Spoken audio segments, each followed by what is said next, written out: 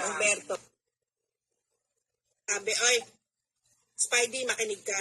So sabihin ko, pinakita mo pa yung basahan sa bahay nyo, tinapak-tapakan mo, ang sabi mo, oh, ikaw, idiot ha. Sabi mo, pinanas-punas mo yung paa mo doon. Oh, natawa pa nga ako eh. So gusto mo ko talaga makasakit. Pakinggan mo sasabihin ko sa'yo. Kung yung tinatawag mo na si idiot ay yung basahan na tinatapak-tapakan mo, no? Ikaw naman, yung tae dun sa ilalim ng sapatos mo na itinatapak mo dun sa tinasabi mong idiot.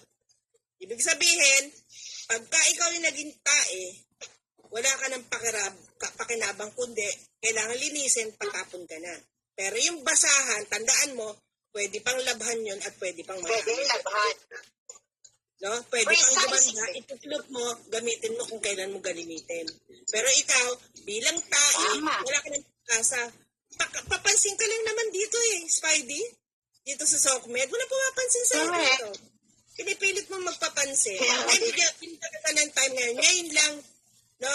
Para malaman mo na ikaw ay isang tae na ipinapagpag. Actually, sa lupa ka nga lang dapat pinapagpag eh. Diba? Masyado kang mataas. Dahil yung basahan, pwede pa makapaglinis. At linis, labhan mo, gaganda ulit yung basahan. Ikaw wala ka ng pag-asa, okay? Forever nakakain kayo. Kayo yung tae. Oh, di ba? Oh, hanggang binalahurakin kayo yan. O, nasa kayo. Ay, may sisilipin nyo kain tae. Ako, hindi nyo makikita na yun ang balahura sa akin, kinakausap ko. Ha? Wala kayong makikita na binalahura ko ng gusto na kinakausap ko. Yan ang sabihin ko sa inyo. Pero pwede kaming maging civil.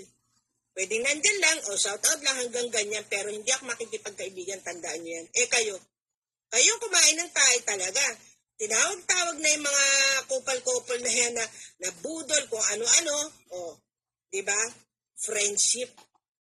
O, ano pang ginawa? Si David na lang, kung ano pang binalahura din yan, o friendship ulit ngayon.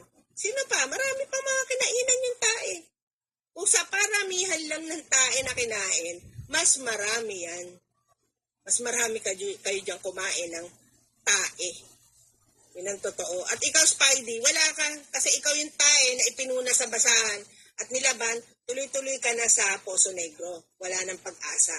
Ganon. At wala kang bilang dito, SOCMED. Papansin ka lang, sausaw. Nakikisiksik ka dyan kasi walang pumapansin sa channel mo eh. Bulok eh. Diba? Wala kang kwenta kasi magsalita. Diba? Ang boses mo parang basag na lata. Ganyan ang boses mo. Ang sakit sa tenga. Kaya ikaw yung tae. No? Huwag mo ikumpara yung sarili mo sa basahan kasi kahit ang basahan niya, kanilinisan mo yan, gumaganda pa rin. Pero ikaw wala. Anong